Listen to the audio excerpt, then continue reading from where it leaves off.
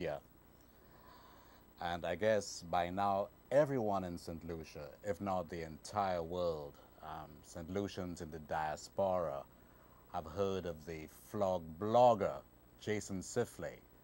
And so he's our guest tonight. We talk about his always controversial blogs and his own spin and current affairs and politics, as well as some information on his diverse team of whistleblowers, making him the most talked about journalist in St. Lucia today. Maybe. What do you think? We look forward to your calls at some point in time. Jason, welcome to our program. Nice to see you. It's been quite a while. You finally got me to show up for a live show on time. Things must be changing in St. Lucia. I tell you, things changing in St. Lucia. On time. I have to say that I knew you would have showed up. I knew you would have been on time. And it's a bit scary, especially on radio, when one doesn't show up on time. It's easy to deal with it. Yeah. On television, There's it's a lot no different. way, man. You know? But it's great, you know, for you to be here. I really appreciate it. Privilege. Before we get into the Flogg blog and talking about current affairs and politics and so on, I know that you've been involved in the arts for quite some time. You want to talk about Jason Sifflet, the artist? Yes, literal arts. I know that you were involved with Davina Lee, I think, in a movie, The Coming of Og.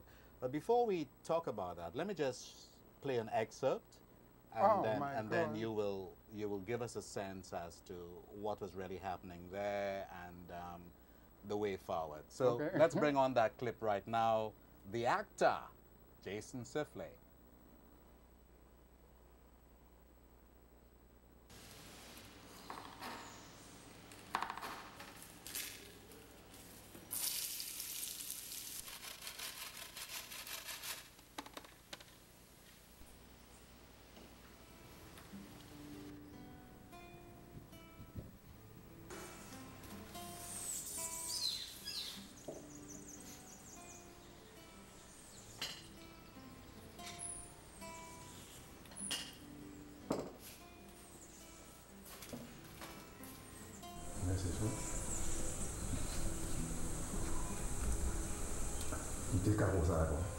Merci papa.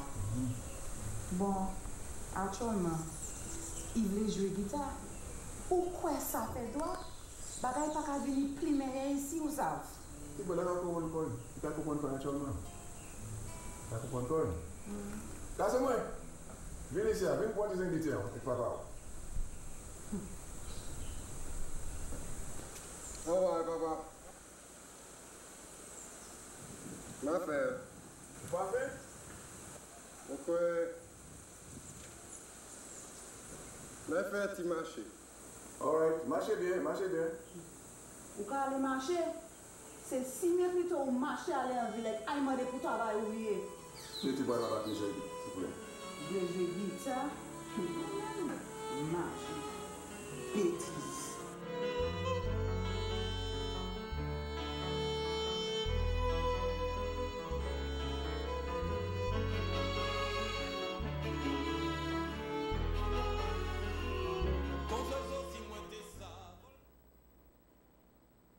That'll be a really good place to start. There is absolutely no doubt that you're a very talented individual, multi-talented, and there's a story there which I'm quite sure you're itching to tell us about. It's a movie, so really it's like a whole, that's the thing about movies or the theater. It's not an artist kind of, like this goes back to, these are stories written by John Robert Lee, which are compiled by his daughter into a script to make one single story, 3 different stories that make one single line of story now. And then she's the director, and then she's a cinematographer, and then there's all these other actors, and so it's not, what you're seeing there, that's not just Jason Sifflet, you know what I mean? Like, yeah, I think maybe that's what I like about theater and music and that sort of thing is collective creativity. You're making up like an entire universe with other people that you might not be agreeing with. You know what I mean? But like you all have to do it together. There's no choice in a play. Like it doesn't matter whether you're agreeing, whether you were in love and you broke up. It doesn't matter. I wish governments ran like that, where just like in a play, we have an objective. We're going to put out the play on that day. On that day, we are going to be that good that when people see the play the first time, they're going to go out and they're going to tell other people, that was a great play. You have to go and see that. What is the story about The Coming of Og? Do you know if it's been released as yet officially, or? It's been played at festivals. At it's a little indie film. It's or hard for it to get its market, but she's traveled all over the film. A lot of the kind of the right people have seen it. And there's this little secret to the film where, like, if you know Davina really well, you might be able to get, you know, one of those links on the internet. Like, you might be able to get the secret link where you can watch the movie. I see. But for now, a lot of people come and ask me, like guys who guys who sell DVDs by the road, they come and ask, you don't have a copy of that movie, do you? And I'm like, no, I do not have a copy of the movie. Like, she as the author of the movie, the director and the writer, she is the person who has to make the decision about how it goes and where it goes. And like, as an actor, I have to let it go in her hands, you know? Now, I know that you've done some work with Derek Walcott. In fact, And Kendall Hippolyte, yeah. And Kendall Hippolyte. You've Yeah. traveled with them. Share with us the experience of hanging out with those people. That apart from discovering that I might be a good father, this is the high point of my life is working with Kendall and Derek. It's like, it's amazing to work with people who are so clear, and then they're so different, where Derek is clear on what he wants and you're going to do what Derek wants, right? Where Kendall is clear about what the thing is, and then he's going to bring something out of it. It's like he doesn't even know what the final product is, right? But he knows that you're better than you think you are, Yeah. and he's going to make you as good as you.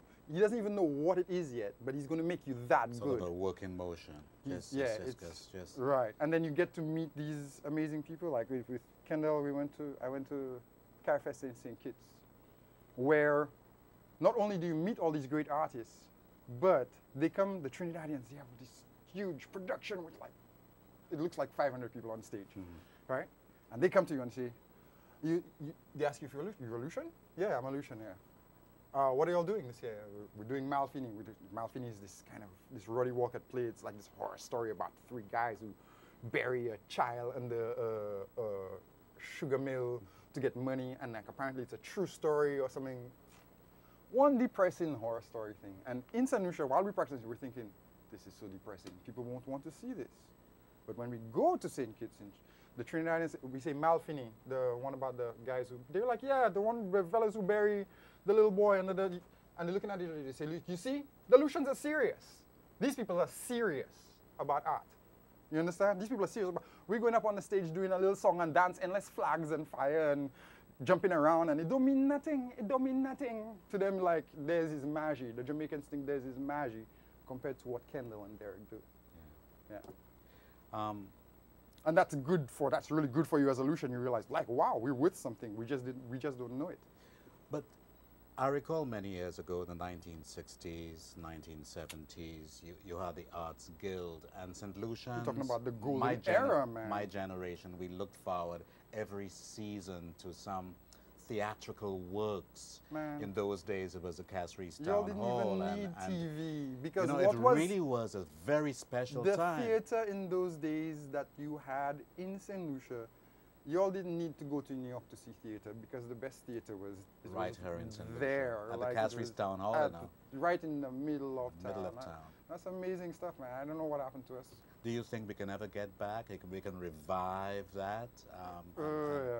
It's not like a comeback. It's like it's always there. It's just that other things are making louder noises. So that if you're a young actor or young writer or whatever, you just have to find the right people. The thing you're looking for is there. There are people who are acting all year round.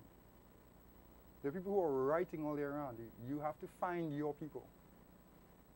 You cannot just stay in that world of like hi-fis and you know what I mean?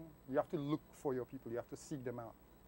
But you would like to see a lot more theatrical works. Oh, man, I'd like you'd to like to be involved in that. This is really your first love, more than journalist? journalism? Yeah, my first love is like poetry, where I don't actually need other people. This is part of what I like about journalism too. Like, you don't need anybody. You can just go and do a thing and do it your way and do it right. But That sounds sort of ominous. You don't need other people. I don't like to need other people. Why would anybody? You like want? to just be by yourself and I work could on your own. And stay by myself for weeks. The only two people I can imagine that I actually need in the world are my son and my daughter. You know what I mean? Like, I don't really get. I don't have that strong. you don't get lonely? No. There's no such thing like that? I rather enjoy my own company. Really? Yeah.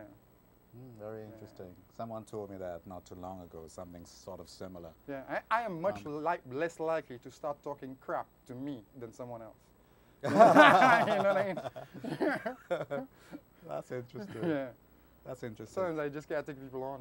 Man. I'm antisocial that way, I guess. But getting back to the thing about the theater, there's a necessity. You have to deal with other people.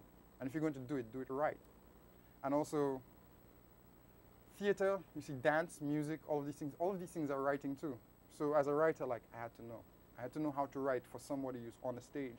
So I had to be an actor on the stage in order for them to understand how to write. It would be sort of remiss of me not to sort of, you've heard of late the creative industries, the ministry, they are trying to do everything to enlist the Did support. I just roll my eyes? Did you catch that? Yes, I saw that. Okay. I saw that. Sorry. I hope the cameras did too.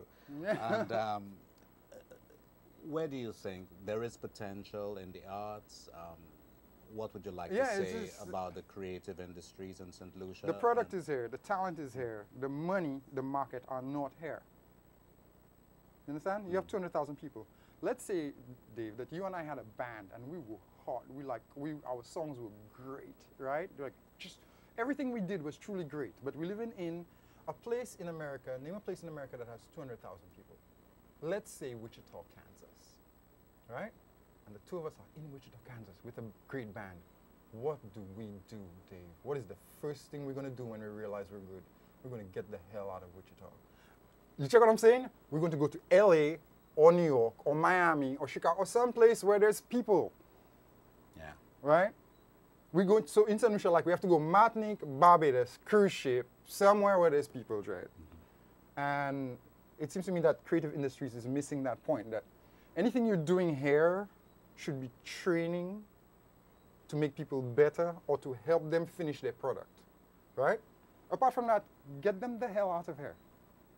Export. The whole thing is export, right? There are places in the world, I guarantee this, where if a young St. Lucian shows up, a young dark-skinned St. Lucian, he doesn't have to be black.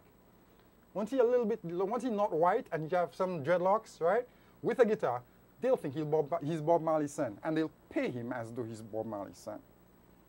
Okay? There are people there are places, hotels in Central America, where they hire steel pan players from San Francisco, and they ask them to put dreads in their head or like put that tam on, that Rasta tam, for them to look more Caribbean.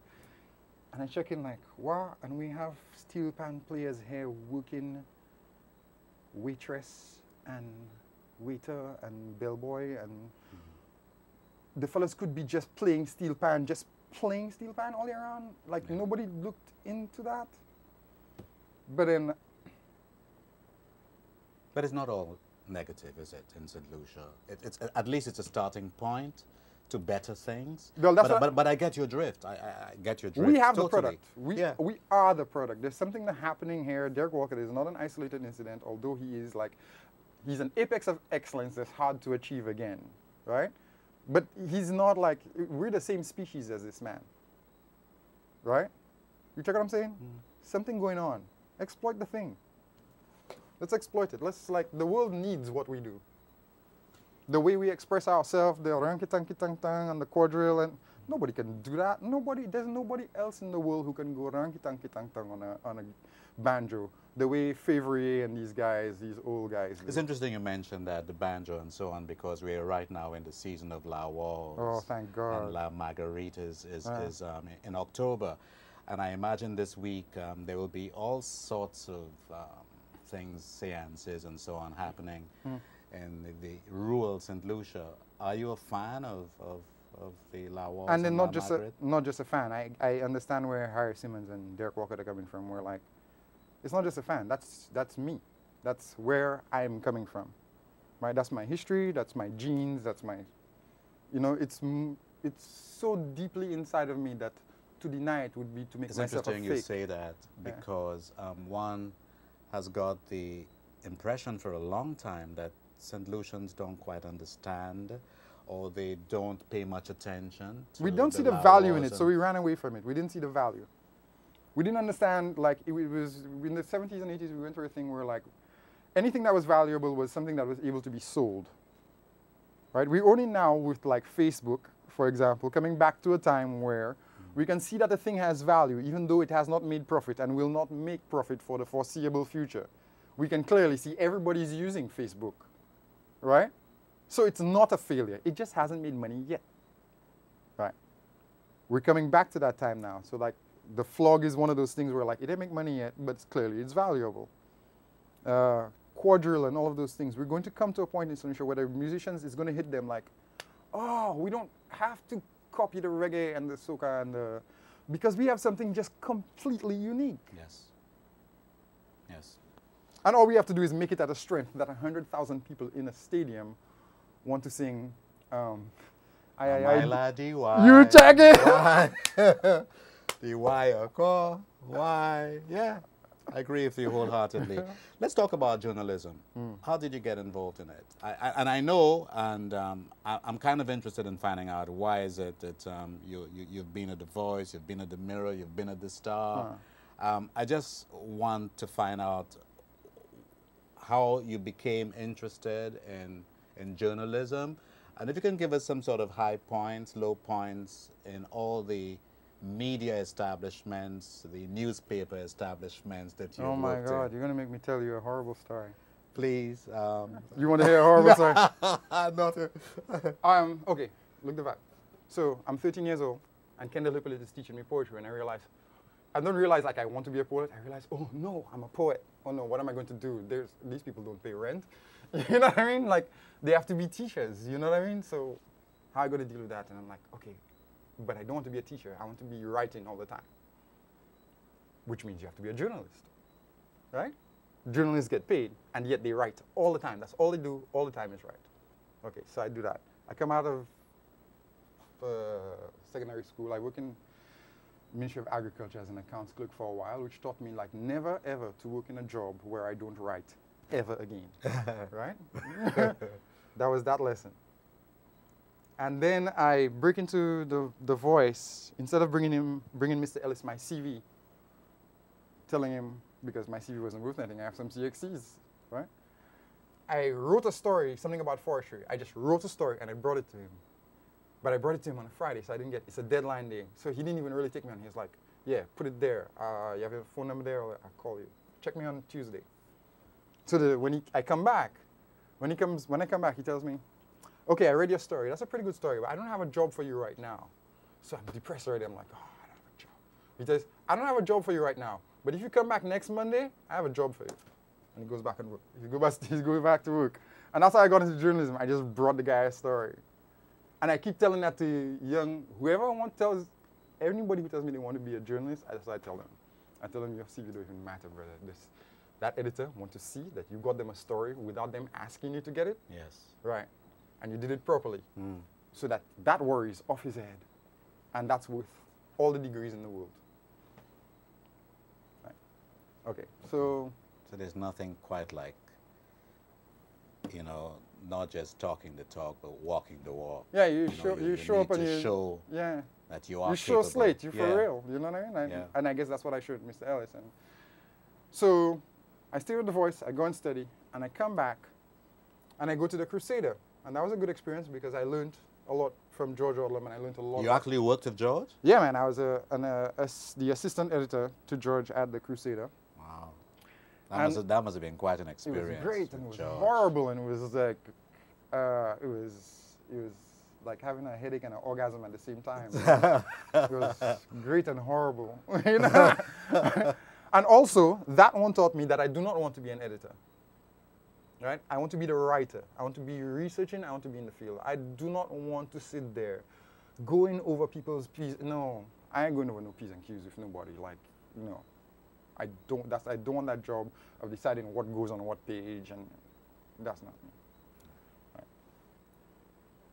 And then Mr. Ellis decides he's going off to form the Mirror, and he meets me in town. He's like, so you want in? I was like, yeah, I want in, Jeb. So I left being an assistant editor, which is like the second man on the totem pole, to go to the Mirror and be the low man on the totem pole. But it was new and it was exciting, and like we built this thing up, kind of. It was nice. But then, of course, it gets to the point where like I want to do something harder than that, and that's kind of not what Mr. Ellis was doing. And I got very artistic at the time too, so like I was really shortchanging journalism for a while, where I was more interested in theater and poetry and, you know, like creative writing and stuff than like actual journalism. When the time came where I actually took a break. There's a break between the Mirror and the Star where I'm doing just art. I wrote a play, it went on. We did a couple of small things. And then I went to work for the Star. And you see, it's a different publisher. People don't understand. It's like when you write as a journalist, you're writing first for your publisher and then for the audience.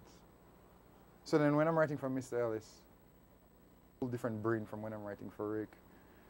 You know what I mean? And I like the way you coined this. You're using a whole different brain. Yeah, it's like you know that certain things. It's called self-censorship. Actually, it's a dangerous thing to do. But you know, I was young. I was going through my thing, and I like having already. You write certain things for Mr. Ellis, and you know, like he calls you into the office, and you get red lines all over the place. The piece of paper you gave him with your story on it, it looks like a bloodbath, right? And that's demoralizing to you as a writer, you know what I mean? It's like, oh man, you don't like either he killed your child or the story wasn't worth it. So it's either I'm a bad writer or like it's like a big. Where with Rick I had a lot of freedom at first, but then as we go along, something Rick told me very early on in my career turned out to be true. Before I was working for Rick, when I just started in journalism, maybe in my first or second year, he says to me, you don't have free speech until you own your own media house. Until you own it, you have no free speech. And then Rick proved it to me while I was working with him. Like, it's not like, I don't think it's malicious or anything, it's just that he's that kind of testosteronated character. So I'm writing the story and he's standing over my shoulder to tell me, no, you should start it like this. You see, that's the point. And I'm looking at him thinking, well, if you want to write the story, brother, go ahead. You know what I mean? Like, but, so there was that tension sometimes, but it was good because I got really brave. Like, Rick is a kind of character that I don't think he knows he does it, but people are intimidated to argue with him. You understand? Like, he's going to roll over you. It's interesting you say that because one of my experiences with him, of all the people that I've interviewed, I've often found that he drains me when I interview him. Yeah. He drains me. You have to be willing to fight. If you're talking to Rick, you have to be willing to fight, brother. Me. And like at the end of the show, I feel that sort of way. And usually I like to feel on a high. Usually most shows, when I end, I feel, yes, that was great. Yeah. It doesn't mean to say the interviews with him are not good. Right. It's just that you have They're exhausting, right? Yeah. Right. But you have to be alert. You have to be very alert with him. And because sometimes, like you, he's quite blunt. Yeah. And there are ways of saying things. And also, Rick is trying to win the argument.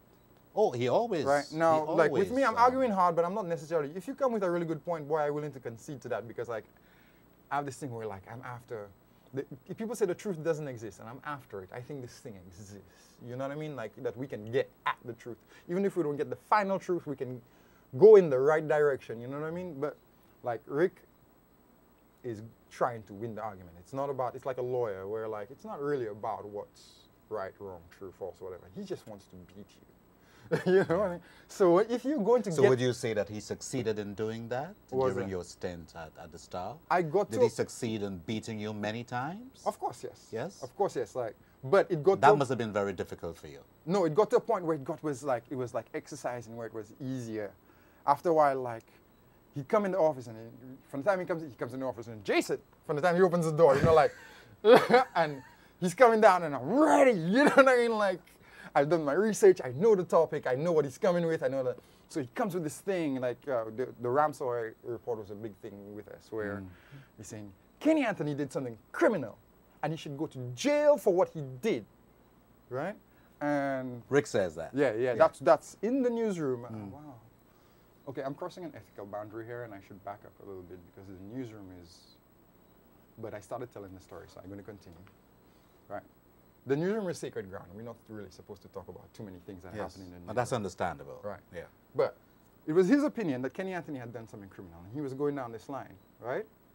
And after having read the Ramsey report, I realized, no, there's mismanagement, there's maladministration, there's all kinds of things, none of which are illegal. Therefore, Kenny Anthony is not a criminal. Right? And that one was one of the ones that gave me like a lot of strength, where like, no, you just once you just think a thing through, then stand for your point and then go for it, you know? And then if you meet somebody who's doing a competitive argument with you where they're trying to win, beat them. You know what I'm saying? Don't chicken out of it, beat them. And he taught me that. It was like wrestling. You know that thing, that story in the Bible where Jacob wrestled the angel? Yeah, working at the Star was like wrestling the damn angel, Jay. You know what I mean? But it sort of made you... I did not submit to the angel. I was Jacob. Yeah. I did not submit. It was like I took on the roughest one, you know, and I'm not saying I won. I'm just saying I didn't give up. I never surrendered. So the Ramsey report, as far as you're concerned, was the most of all the... Are there any other features, any other investigative stories that you... That career where I worked for other people is kind of so far from me now that... That's not easy, working for other people. Well, when you're doing it, you don't know the difference. It's only when I started working for myself that I was like... So that freedom, you wow, look at what I just wrote, you Yes. know what I mean? Like, Yeah. I didn't... So, but when I look back at that, the thing I always remember about, I wrote, when Mandela came, I wrote a commentary called "The Caribbean is not the islands, but the sea." It was in 1998, I think Yeah. Mandela came to St. Lucia. And I was really proud of that Yeah. because I felt like it really captured something about Caribbean civilization and like all this stuff we have in our heads about suffering and going back to Africa and whatever.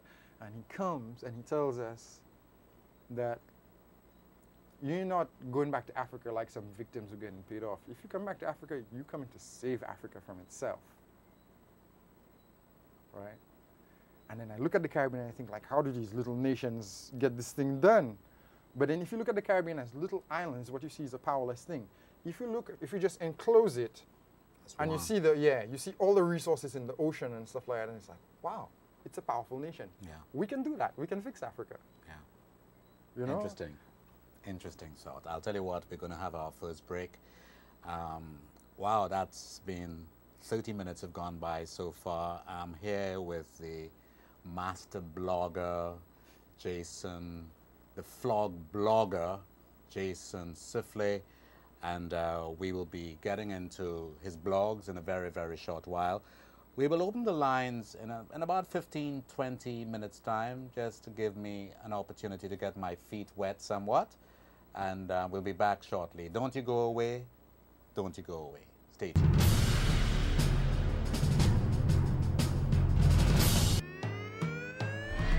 Crystal clear, yeah. That's what we drink it. When I want to quench my first bring a bottle of crystal clear, yeah. It's so refreshing. I don't want no other water.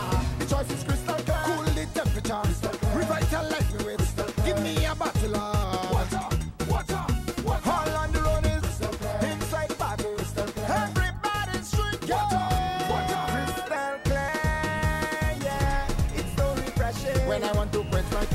a bottle of crystal clear. The choice is clear. Crystal clear. Premium, purified drinking water from Duboulet's Bottling Company Limited.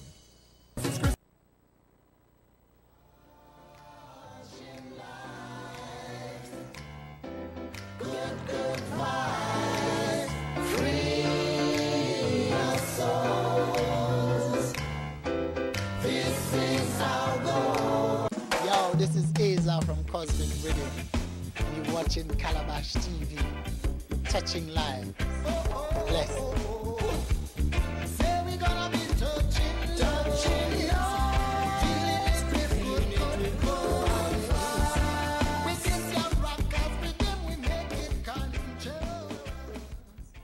Lucy, let's got some knowledge. Prepare for the hurricane season by ensuring trees and other objects on your property won't get tangled in overhead wires. Be careful. Ensure ladders and tools don't come within 10 feet of power lines. If a tree is near electrical lines, don't try to trim it yourself. Contact Lucia at 452-2165 or 454-6617. Be smart, stay safe.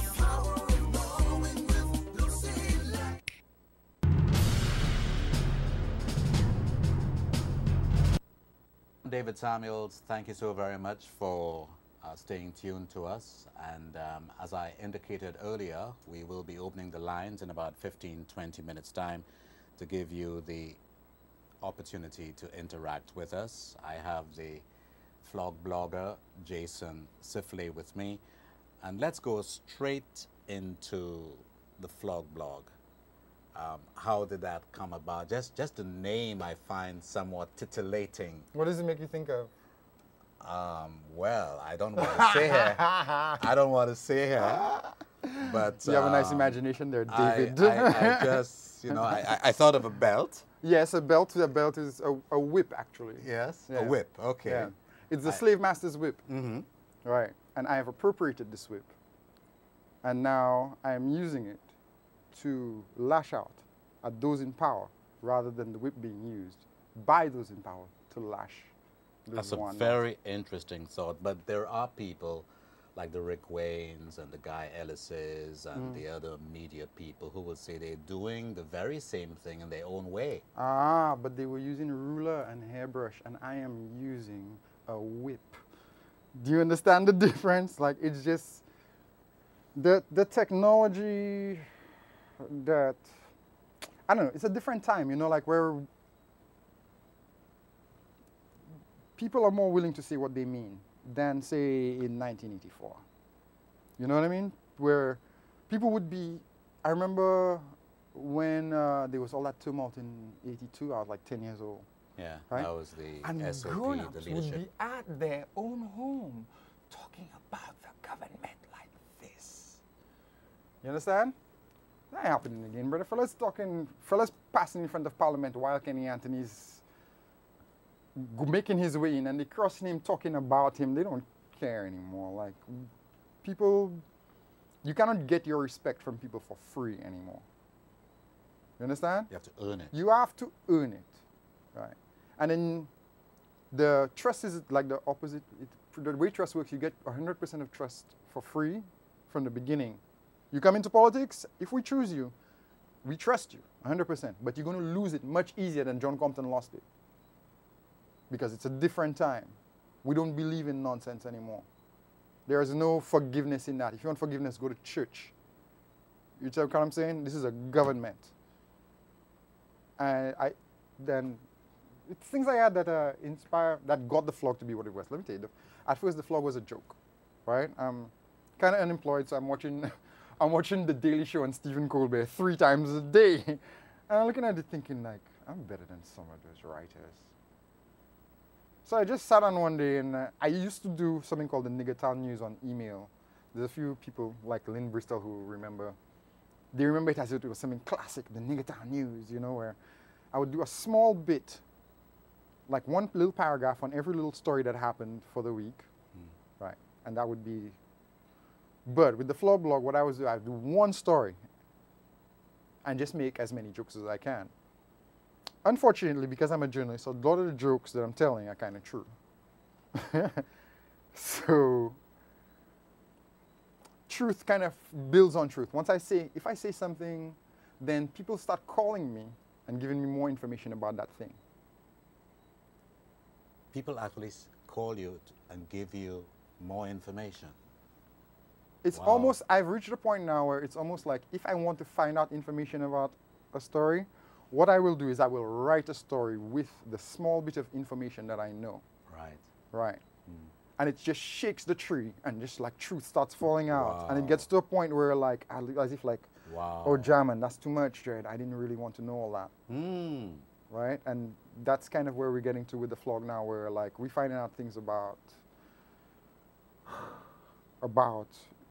politicians in St. Lucia in particular, about statutory corporations that, frankly, I wish these things were not true, and I don't want to know them.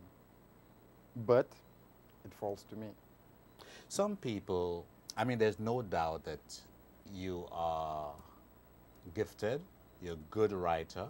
Well, I practiced a lot, and yes, that might be you're what a very it is. good writer, and some people find the way you approach you're very harsh. You come right with at it. A ton of bricks, with, you know. I want to use a colloquial expression so that everybody can understand. But you also use expletives. There are lots of F words on purpose. In there and so on. Yeah.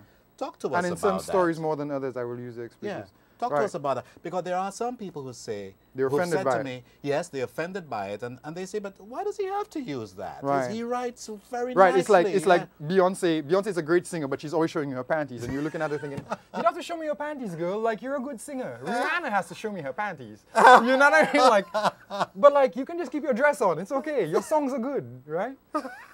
But with the Flogg blog, it's like, the content I'm dealing with is so offensive. The content, you know, these politicians and the amount of money they amass and they appropriate, you know, and like they don't, it's not even like they're spreading the corruption around. They're just like hoarding. They have this culture of hoarding, and their little friends in the statutory boards and their sister, brother, and child up in some embassy, and I find that these stories have been reported by Guy Ellis, by Rick Wayne, by who, for generations, and yet we are not offended enough. So I'm going to make sure when you read my story, whether you like it or not, you're going to be offended at that story, and then you're going to have to ask. Then you're going to have to ask yourself a question: what offends you more, what happened in the story, or the F word? Come on now. I see. Come on now. What are you offended at? Question yourself, man. Right? That's interesting. What I just told you just negated all F words and A words. You know, when I tell you about Lucian millionaire's secret life in, Lucian politician has secret millionaire life in Florida, or all the waste and mismanagement and potential corruption at Thurs board, at SLASPA, and when I tell you these things, you're supposed to be offended. But people have told you before and you were not offended enough. So would you say that the Flogg blog is having the effect that you want it to have, that people are in fact offended by what they read? Or is it just another story to them? Okay, I definitely get the feeling that a lot of people who like what I do are spectators, and that the day I take a fall, they're going to clap. Right? But there's something happening where, like, the whistleblowers, it's like this culture. It's almost becoming like a little... Speak to us a little more about the whistleblowers. It's almost becoming like this little political party now. It's like the Lucian Al-Qaeda, except we're on the good side, right? Yes. Where, like, they don't know each other, but they know they can come to me and something is going to get done, and like we can discuss it, and they will be protected. I'm not even going to release the documents. I agree. Because the document, if I release the document, it will just the document will tell you it's one of 5 people who knows that. You know what I mean? It will narrow down the source for the enemies of truth. So I'm not releasing the document. Anybody I want to sue me can sue me. Let's go to court over it, and I'm dying to get sued. Right? I want this to happen. I'm so disappointed in all of these people I have written about. They just refuse to sue me. You know what I mean? What the hell? That would be quite something. That because would be clearly, great.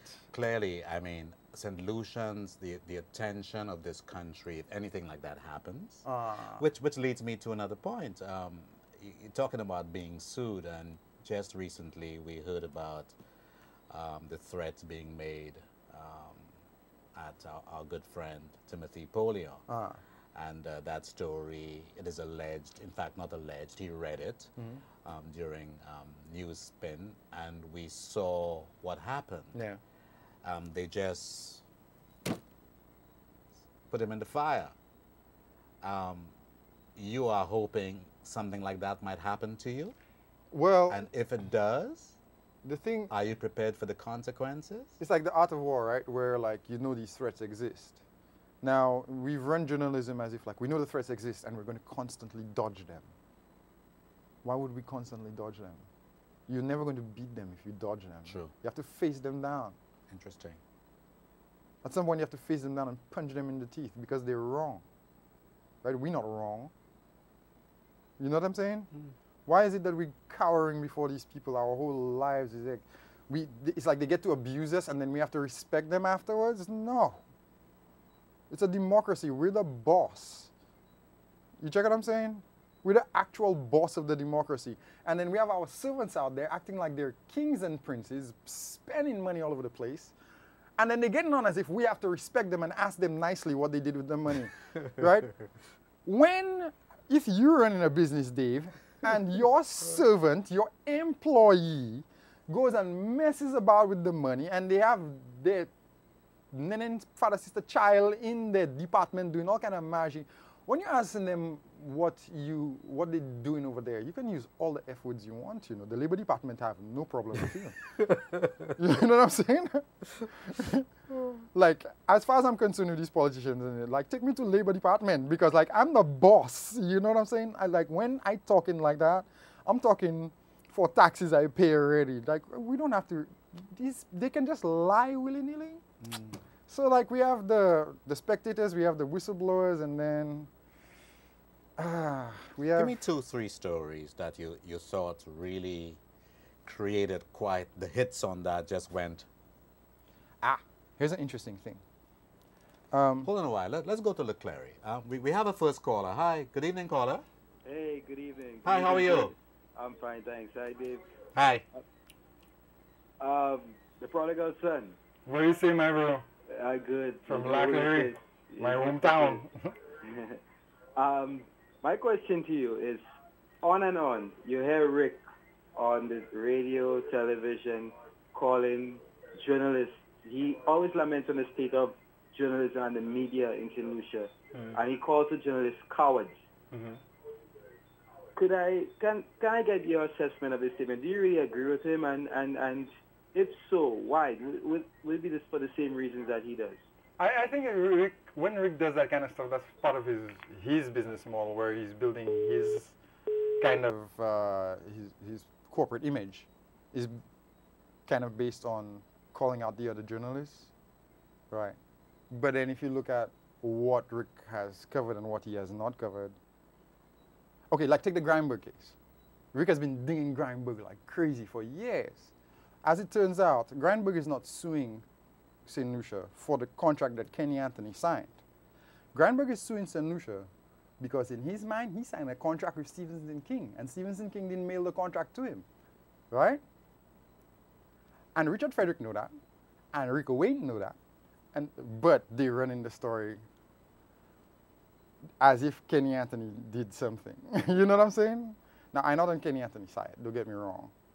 No, I don't really care if you're on his side right. or not, really. I just saying, like, Rick has a way of doing things, and it comes from that time when, like, St. Lucia was binary. You were black or white, you were Flogg or Labor, you know what I mean? You were rich or poor, and, like, we got more complicated than that. We way more complicated than that now. You know, as Lucians, we bigger than that, man. Like, I think the great majority of the St. Lucian population right now is neither Labor nor Flogg, and yet politically interested. Let's go to Union. Hi, Union. Good evening, Union. Thanks for calling. Good evening. Hi, good night. Good night. I wanted to ask Jason. Yeah. And does anybody else write for the Flogg blog apart from you? Well, you would see the byline, like it would say by Peter Thomas or by Henry Charles. or there was someone else. Oh, there was someone who wrote under, there were two other people who wrote under pseudonyms. Yeah. Right, but that's very, very seldom. If you don't see a byline, if I don't tell you someone else wrote it, I wrote it. Okay. You will see that from the very beginning. It's me. I just started reading. Caller, could I ask you though before you leave? Yes, yes. What are your thoughts about? Oh, I love it. I love it. I just started reading. When you say you just started, you just like got last week, 2 weeks ago? Maybe about a week ago. Okay. So you've taken in a lot of what he's written? I've taken a few articles. I've read a few articles, and which one stands out the most of all, in your opinion? I think the one that I felt that was written really nicely was when he had that little piece with the different ministers saying different things about the different ministers, and the nice boys and the hot ones like Alvina Reynolds. And, the sexy thing. Yes. PYLF's politicians you would love to F. Yes, I really like that, and I also like the one about the tourism secret. Okay. Yes, and so I'm very impressed. I'm very impressed because I write myself, and I am very impressed. Oh, so you're looking for places to put your writing? You should check me, man. Well, no, I always encourage young writers. I believe in that. Like, you want to take a shot? Take a shot. Call me. I'll give you a shot. For sure. Yeah. Because somebody gave me a shot. I find, Jason, that very often in St. Lucia, especially the journalists that we have, so-called journalists, and don't get me wrong, I don't want to put anybody down. Yeah. I just think that the freedom, the level of freedom, the level of flexibility in how the journalists think. I don't know if it's really common. I don't see people asking the pertinent questions that they should be asking without disrespecting or without making anybody feel small. That lacks for me. It lacks for me to a point where I don't even want to listen to. I really want to put when you're saying that there, I really want to put the blame on that squarely on the media managers. That media managers have created an environment in which what you're talking about there, that's just not possible. What Rick is calling for, that's not possible in the environment that reporters work in. And why is that not possible? Because as far as I'm concerned, if you have a news director or a because director, you're going to lose your job. Like, people lose their jobs over what you're talking about.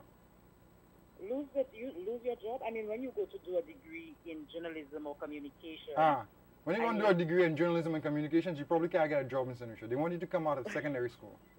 Right? Okay, so then they control everything. But you see, we are losing, therefore, the definition of a true journalist. We are losing. We never had it. We never had it. Oh, okay. Well, we don't have the ability to think. I mean, even not necessarily only controversial issues, but pertinent issues that are, current events. I mean, even when you speak to the Prime Minister or say you ask a question to somebody in Parliament, you should be able to push that person's brain or to pick that person's brain without being looked at as, you have Jedia Jean-Pierre coming and speak all the time, sounding as if she really knows everything. Nobody challenges Jedia in terms of, You should get on the social media. They could really, ask her. And because I think for me, it's a waste of my time. The stuff you're talking about there now, it doesn't happen in the regular media, and it cannot happen in the regular media, but it does happen in the social media. And in a much more vociferous and volatile way than you can imagine. But social media, for me, and according to Rick, what he said recently, social media also, a lot of people don't read. A lot of people don't read, right? Mm-hmm. So social media, even though, yes, we have social media, and don't get me wrong, I know there's Facebook and all that, but in terms of St. Lucians really sitting down and reading an article, it's not even an article, it's like just a discussion. You see, like that group SLAP, St. Lucians Aiming for Progress. Mm-hmm. That place is the hotbed for the evolution of St. Lucian politics right now. Yeah. I ain't lying, brother. And like, all the worst things happen on there, and all the best things happen on there, and it's freedom. But but the things that happen there, we need to discuss what is written, and not many people read. That's right. Written because for instance, I'm a young woman. Well, I have friends that are professional, and how many times for me in my conversations with my friends that are professional women, they don't read. So even when I bring up an article, I read an article on the Flogg blog, you know, one of them might... They're totally out of the loop. They don't know, right? What is the Flogg blog? People don't read. So for me, when you say, yes, social media, you know, is a good driver, whereas I agree, I have to also say that it is a sad day when the fact that people also see and hear, because all St. Lucians like to see and hear. So when you have the news coming on at night at 8 o'clock and 7 o'clock, and you have street vibes of only stopping drunk people and people without teeth to ask them nonsense, I mean, none of us are learning. Nobody's learning anything. No, burn your fire, my girl, for sure. But I don't want the fire to fall on the journalist. I want that to fall on the media manager. I want to thank you so much. This has been a very enlightening discourse. I really appreciate it. Thanks. And you know, she's so very right. She speaks about social media, people not reading. But one of the things that has always surprised me, even when I socialize and I have my colleagues in the media, and I would go and I would say to them, did you read this article by Rick or by Guy Ellis or the editorials? I love editorials. I like Guy Ellis's editorials and even David Vitalis of The Mirror. And I would say, did you read? And 8 to 9 times out of 10, they haven't. And that geners me, that upsets me, because, you know, you really want to have some dialogue and talk about. We have a caller from Kubaril. Good evening, Kubaril. I suspect I know who this is. Of course you know who this is. Good evening to you, sir. You're having a great time over there, aren't you, Rick? You're the devil himself. I beg your pardon? He said the devil himself. Oh, that's what we mean. This is the devil himself. I love it.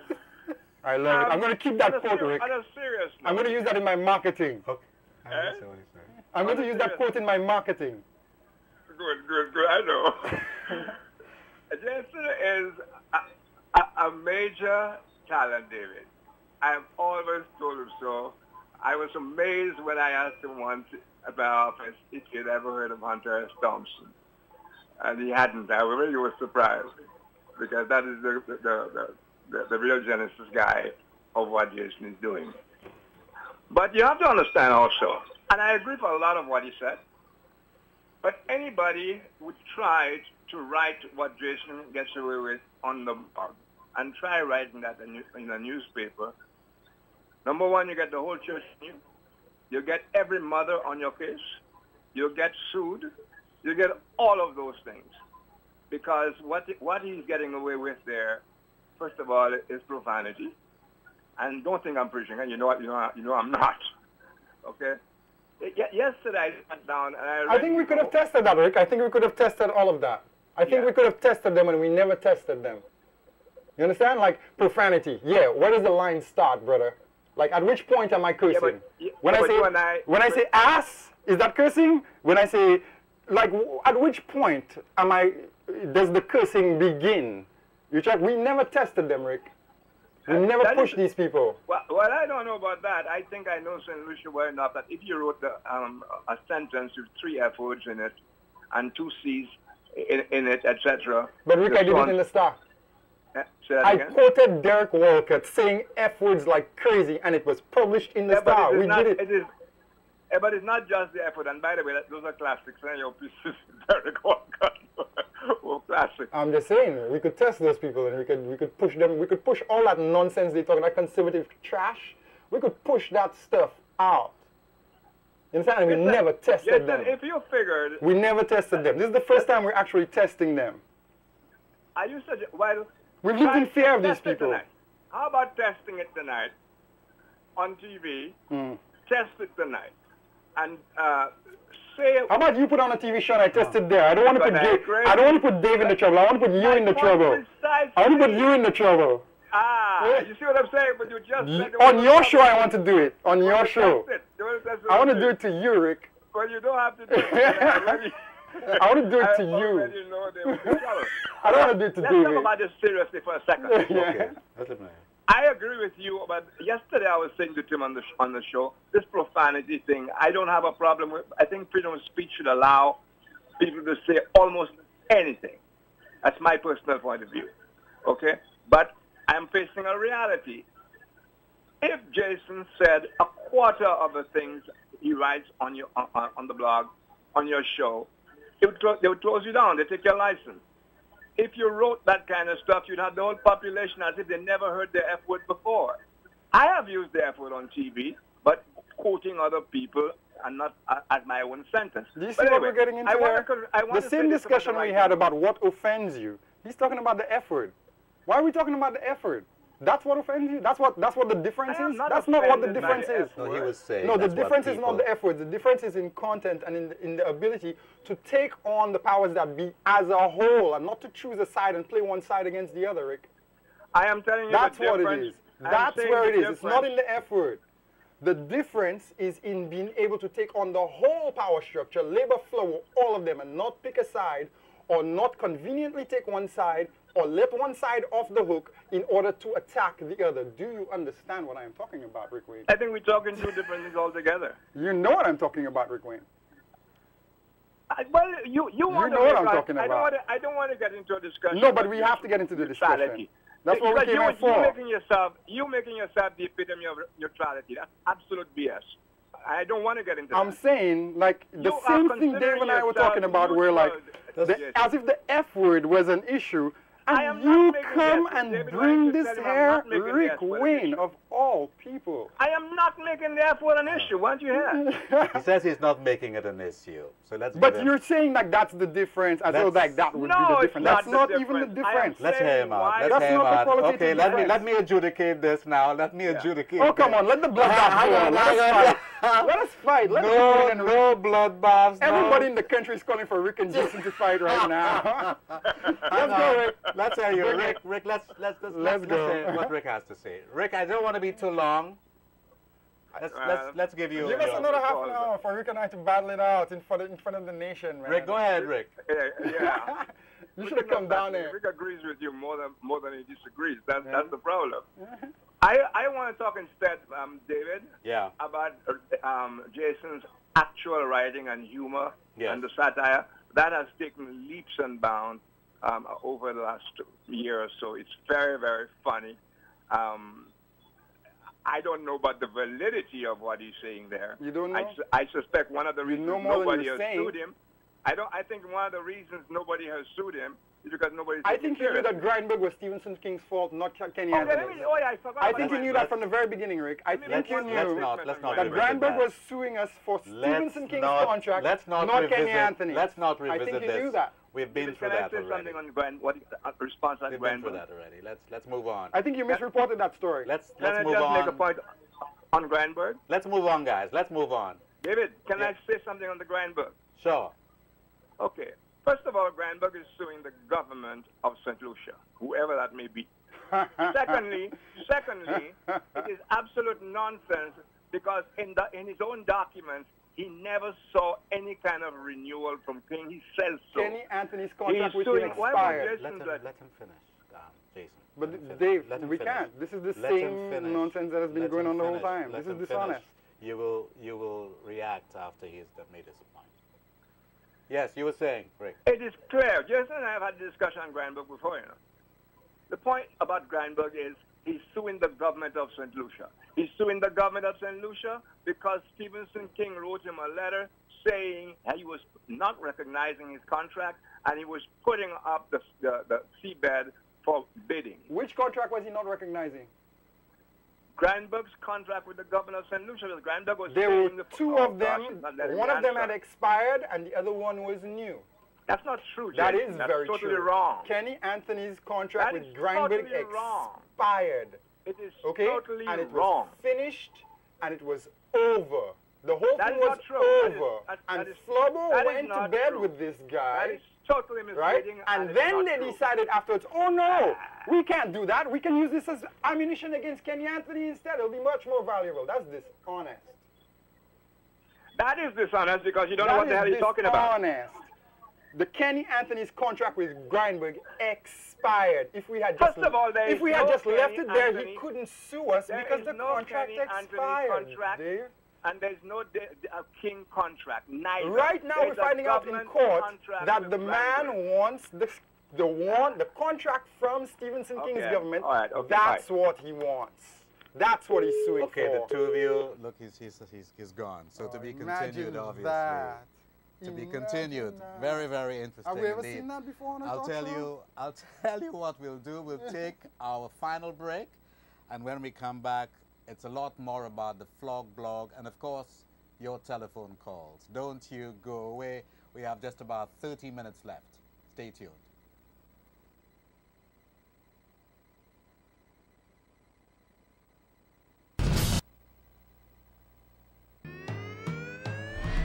Crystal clear, yeah. That's what we drink it. When I want to quench my first, bring a bottle of crystal clear, yeah. It's so refreshing. I don't want no other water. The choice is crystal clear. Cool the temperature, revitalize me with. Give me a bottle of water. All on the road is inside the bottle. Everybody's drinking water. Crystal clear, yeah. It's so refreshing. When I want to quench my thirst, bring a bottle of crystal clear. The choice is clear. Crystal Clear. Premium, purified drinking water from Dubulay's Bottling Company Limited.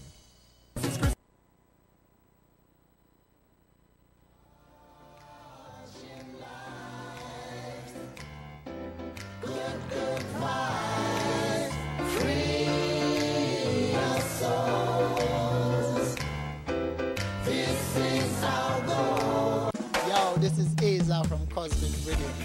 And you're watching Calabash TV. Touching live. Bless. Say we gonna be touching you. Feeling straight with this young rockers, with them we make it control.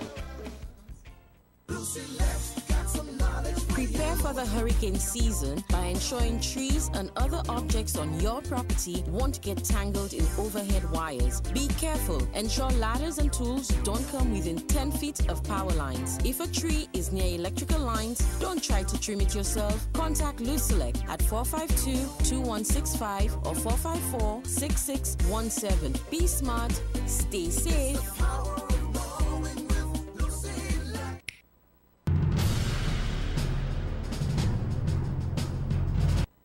Welcome back. I'm David Samuels, Mr. Chairman, and I'm here with the Flogg blogger, the infamous, famous, the dangerously, what? Oh, you know, somebody gave me a name on Facebook that I like. He called me the Castigator-in-Chief. The Castigator-in-Chief. Right, and another one called me the 21st Century Rick Wayne. The 21st Century? Rick Wayne, what do you know? Well, we've heard two points of view about Grindberg, very interesting. The Jason take on it and the Rick Wayne take on it. And I dare say that in the coming days we'll be hearing a lot more about that in the Star. And of course, on your blog. Well, so very, very interesting. So we're going to see which way that goes. The lines are still open. We want to hear from you. But give us at least 3 stories, in your very humble opinion, that really made waves.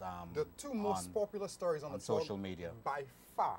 No sex, no big halicase or corruption in that. They're about children. They're about that little girl, the common entrance story about the little girl from the Moshi School, Lavelle Motley. Oh, that's really... Right. Yeah. Yeah. Most popular story ever on the blog. Really? And the next most popular story was the one from last year about the little boy from college who wouldn't cut his hair. And what that says to me is that we like soups here, we like halicase, but we care about our children more than anything. And these stories are by far, like, more than twice as popular as the Ollie Gobat story, which is number 3. The Ollie, so how many hits you got for that? Which one, Ollie or those kids? The kids. Story with those kids is like 10,000. 10,000 yeah, hits? Something like that, yeah. Wow, interesting. Let's go to Grosley. Hi, Grosley. Thanks for calling. Hi, Dave. Hi, Jason. Hi. I always... Could you speak up? I'm not hearing you too well. Oh, yeah. Are you hearing me now? Yes. Yeah, I said hi, Jason. Seriously, I always enjoy your articles. Oh, my brethren. And, you know, I mean, for the first time in my life, I witnessed that Rick Wayne run away from a battle. Wow, I was I am so shocked now that he got his match because I mean I know he. No, I think I never seen that before in my life, brother. In fairness, I think Rick was trying to be nice to me. Not nice to you. Rick I think he was trying to be nice to me, and he was trying to avoid any So what you say? You find Rick get himself cut down? You never saw Rick get cut down before? No, Rick will never get cut down before. Rick will must understand that Rick must understand that sometimes he talk a lot of nonsense. He makes some sense sometimes, but sometimes he's too biased in his approach, and sometimes people have to challenge him. I'll tell you what. You know what I wish that Rick would do? I wish Rick would put his energy into the young talent rather than trying to be the star boy for his whole life. Exactly. You can't be the star boy for your whole life. Like, just let the young ones come up. Like, put your energy in them.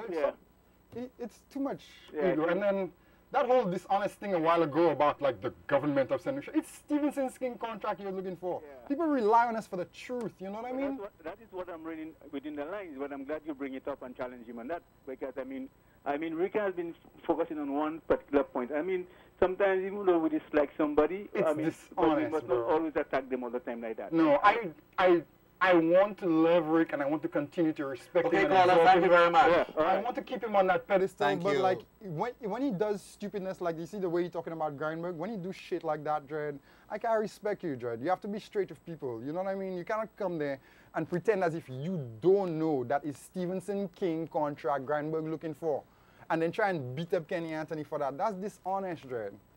If I burn them thing. So you said it's about children. Yes, the most popular things on the blog is the most popular stories by far are about children, and then the two stories that follow that it's Oligobat, the ghost of Oligobat, the boy with his hair at St. Mary's College. Right, it is the common entrance girl from Moshi, Lavelle Motley. What about the story about our friend in Florida and with the house and the Lucian millionaire politician. How did that go? Oh, it went very well, but it was like the normal Halikase Soupsio story where it gets to 3,000. Yeah. Right? Per story. So then with that one actually I did a thing where I could have just come out and said, Rufus have endless money in yes, I like the way you handle it. You just sort of like a teaser. Right. So people were just wondering, who is he talking about? Also, I got to blame all the other politicians for it. I got to prove that people did not just think of the most corrupt politicians. They thought of everybody, and they did not exonerate any single politician. What does that tell you? What does that tell you? Labry, good evening, Labry. Thanks for calling. Hello? I cannot believe this madman you are on your show tonight at all. Are you? Why would you say he's mad? I want to hear that one now. Why would you say he's mad? You've run off?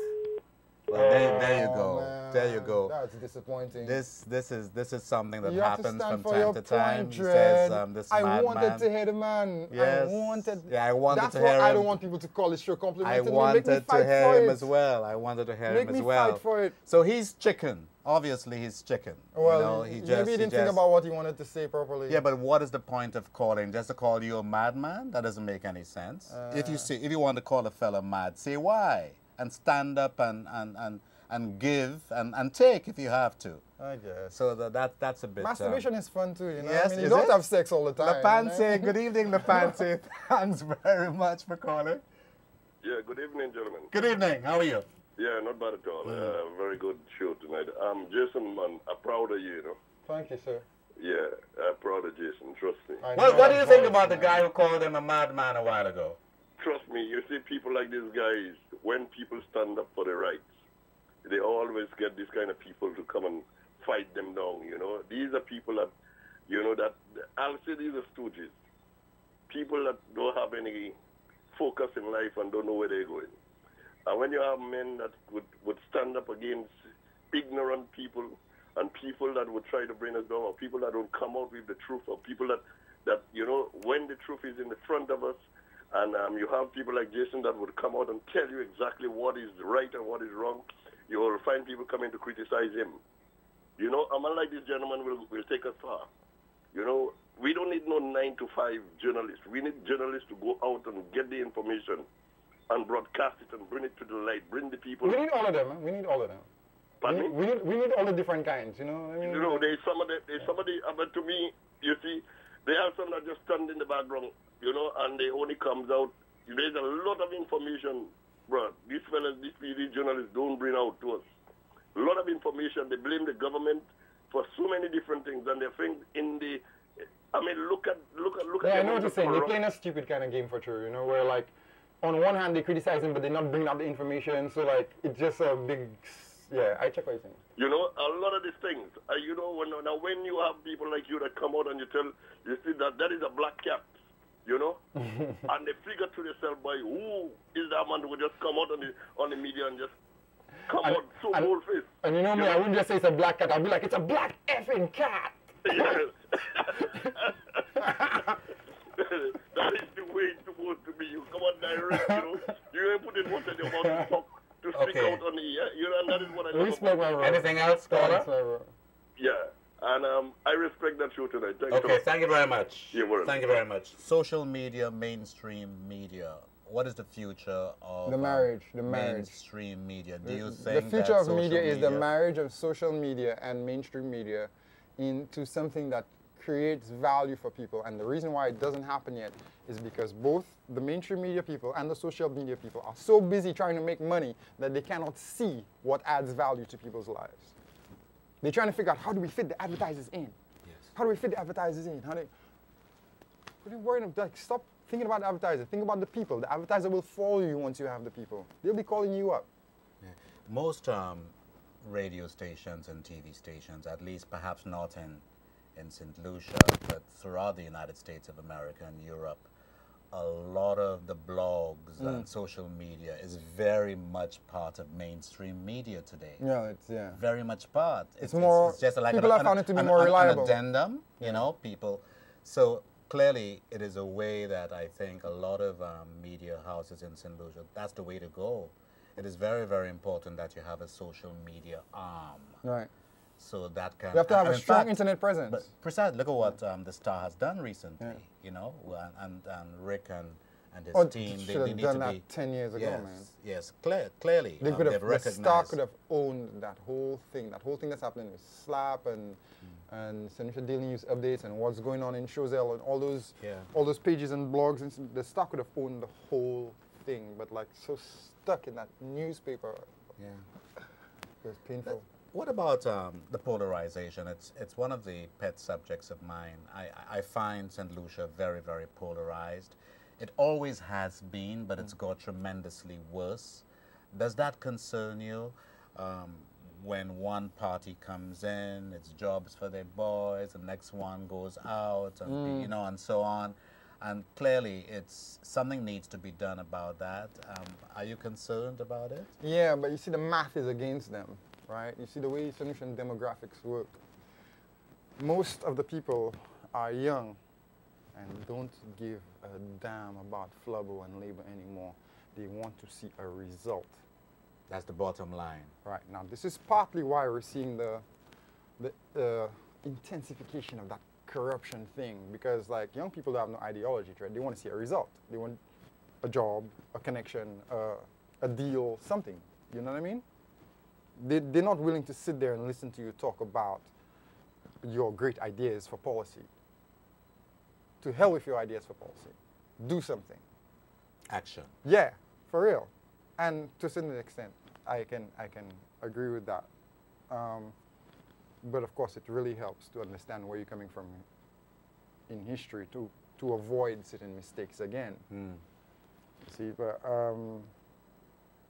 we need a conspiracy. We need a political conspiracy in St. Lucia. You know that thing where John Compton, took those guys and went down on the beach. You know, he looked at the government of George Charles and he thought, yeah, George Charles was useful at one point, but right now, you know, he's a problem dread and we need to take over this country and do something. We're at that point in history again, man, where like you're at that point. Smart people who care about the country enough need to look at the situation and realize Flubbo and labor are not useful anymore. They're not just not useful anymore. They're not even part of the problem anymore. It's almost like they are the problem. So you think LPM stands a good chance? Trade, I wrote a story. The latest blog I did was about a government by girls, right? Like, anything would be better than what we're getting now. Because the scale of corruption has gotten to the point where if you just get a government that does nothing but doesn't steal the money, you'll be better off. You check where I'm coming from? if they do nothing but don't give all these jobs to their friends and and take the cuts here from the banana money and the cuts here from the contracts and whatever, if you just get a government that does nothing, including no corruption, no work, no corruption, it will be better than what we have now. That's where we are in St. Lucia, right? Where all this stuff we talk about, reform, efficiency, blah, blah, blah, it's all smoke, right? Neither one of these parties can look at the country and say, you know what we have here? We have a food security problem. The basis of our entire economy is food. You have a food security issue. You can't build a nation without food security. No, they want a big investor to drop out of the sky to give 400 jobs to people in Morocco so they can go on TV and say, our government did whatever, whatever. When they didn't do jack. All they did was collected a couple of $100,000 on the side for themselves that they were supposed to spend on a basketball court. That never happened. It's interesting, you brought a very interesting point. And lately we have heard so much about Kamala Persad, Bissessar, the Prime Minister of Trinidad and Tobago. And very, very soon the Constitution of Trinidad is going to be... term limits and all that good stuff, term limits. So do you think the time is coming when clearly, because St. Lucia had a constitutional reform committee, and of course... you see, if you have men of good character, you don't even need all of those constitutional reform. You don't need to have a constitutional reform. You can have a guy. You can have a guy like Kenny Anthony come and tell you, "I'm going to do 2 terms and I'm going to leave." And then when the time comes to leave, he actually leaves. But you didn't get that, did you? No. You got a guy who told you he was going to leave, and then he stayed. And when he stayed, he robbed us of another good prime minister. Do you understand? Mario Michel, we might have hated him when he was finished with us, but we would have been better off if we had had a Mario Michel prime ministership somewhere in the last 10 years. And Kenny Anthony robbed us of that by staying when he had promised. I was there the day, and Kenny Anthony said that he was going to do 2 terms and go. And when the time came, he said he never said that. So, I mean, it is very easy. Did I put you in a bad position there? It is very easy for us to say, okay, let us rely on these guys to tell us that we're going to serve 2 terms. My point about that is that even when you put the law in place, right? Laws are a thing, you can do stuff, you can they can change it. No, Putin. There's 2-term limits in Russia, right? Putin does his 2 terms, he takes his partner Medvedev, he puts him in the president, he takes the next one. And he comes back. He comes back, he's going to do 2 terms again. I bet you Medvedev is going to be president one more time. Because Putin ain't done yet, brother. He's strong, he's ready, you know what I mean? So the term limit means nothing to Putin. It means nothing to him. You have to come to a point where you have men of good character. All these systems and reforms and it means nothing if you don't have men of good character. What do you Communism could have worked with men of good character. Capitalism could work with men of good character. Socialism. Tyranny can work if you have a king who is a good man. I want to just, time is running. Man. I want to just give you an opportunity. I'll just mention a name and just tell me what you think about the person. Stephenson King. Very shortly. Spineless. Spineless, one word. Spineless, that's it, yeah. You can have a sentence if you want. He's a nice guy, but nice guy isn't good enough. Richard Frederick. Boy. That's a difficult one. No, that's not difficult. It's just that there are so many words. I'm trying to edit it down. It's like guts and glory. He's going all the way.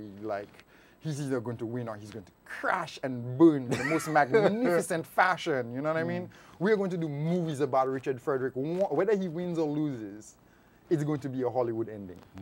Kenny Anthony. Oh, my God. All good things must come to an end. Why doesn't this one end? Okay. Alan Chasney. I thought we were talking about people, not cartoon characters. Cartoon characters, okay. Have you ever got any threats? Yeah. And do you absolutely stand by the things you write? Yeah. Absolutely, I stand by the things I write. What sort of threats have you been getting? And what? I got a couple of legal threats that were neither here. Legal threats? Yeah, man. I have a couple of letters that were neither here nor there. So you have a good lawyer? Calls and... You have a lawyer?